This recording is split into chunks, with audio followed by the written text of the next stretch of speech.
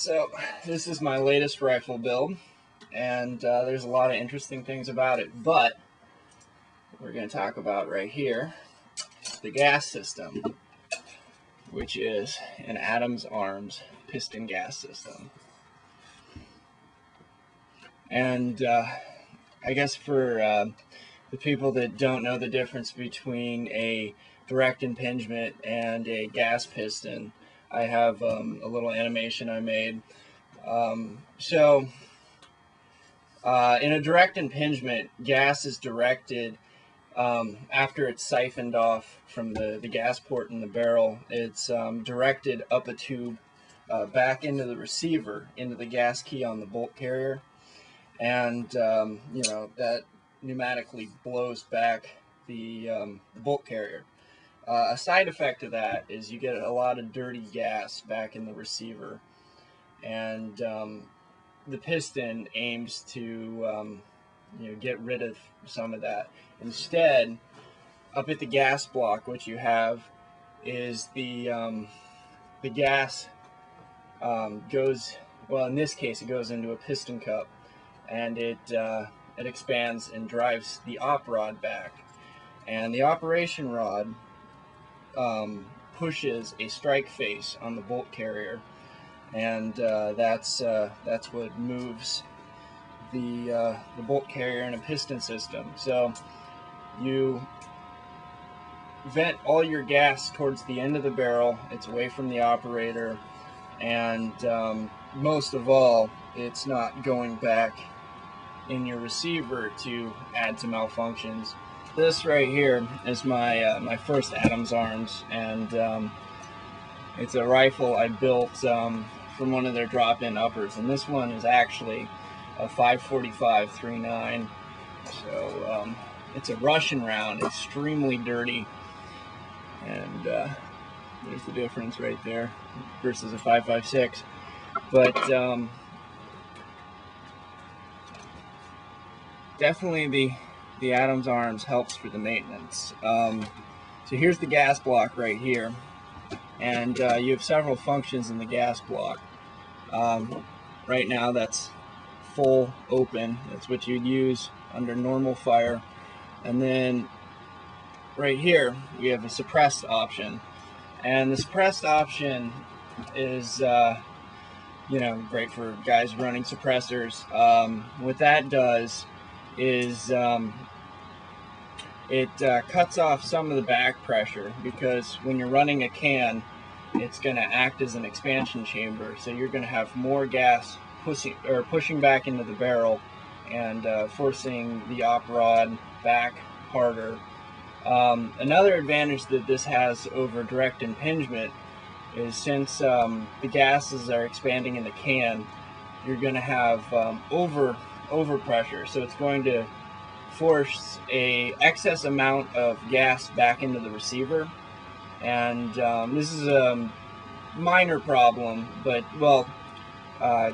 guns with cans do get dirtier, especially in a direct impingement. But most of all, it'll be blowing gas back into your face, so you definitely don't want that. And the piston helps solve that problem. And then you have a final back here, which is all the way off. And so why would you want it all the way off and not function? The reason why is it makes it a single shot. So maybe for a longer range where you're trying to get all the force behind the bullet that you can. Also, it doesn't disrupt the gun as much if the bolt carrier is not moving. So for those really long range shots, or under suppressed fire, you might want it as quiet as possible. So a side effect of running this piston up here and venting the gas up, it might be slightly louder than a regular direct impingement, because you're venting gas up here, and that makes a noise when it mixes with the cold air.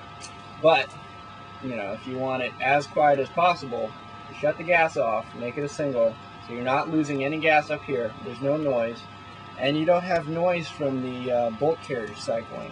So it's absolutely the quietest you can get with with your AR-15. And then finally, I'll show you how to remove it. So we can bring it all the way here to the right, and we have the gas plug, and you can see the hole there in the bottom where it vents up. This one's very dirty. This is my 545, and I've put close to 2,500 rounds through it, and it's going like a champ, even though it's just nasty, dirty surplus ammo. And so there's the op rod that the cup cycles on, and what's nice about this is it just pulls out the front. It's the easiest gas piston system that I've ever seen. I've shot a couple other AR-15s with gas piston systems, and so the gas just pushes it in there, and it kind of has a self-cleaning. It kind of scrapes some of the excess carbon. You do have to clean it, but you don't have to clean it as much as a direct impingement gun, or it's much easier to clean than some of the other gas piston systems where you need special tools, or they're just a pain in the ass. Then I'll show you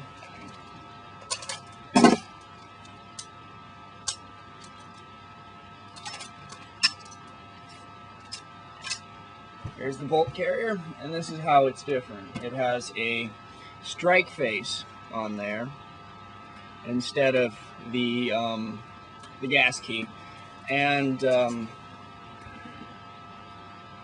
milled right in there, super strong. That's not going anywhere, and it's a full M16 carrier, so that's more reliable than your milled out AR-15 band type carriers. And you can just see, just dirty, and that's from that Russian ammo, but beefed up lips there on the back, and all goes back together super easy, just like your regular AR-15. This just slides in the top, then you gotta line it up a little bit. There, it's back together.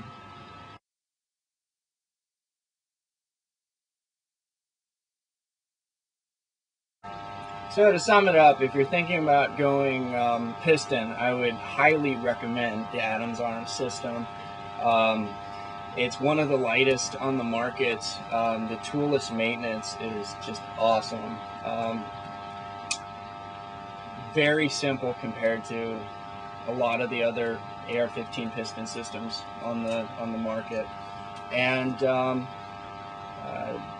you can get it in a complete rifle. They're selling complete rifles now. You can get the drop-in uppers, which are great. You can get them with rails with, I believe, Daniel Defense, or Samson rails, which the Samson Evo rails are awesome. This is what I have on my other rifle. It's an Evo rail, but it is the Rainier Evo rail.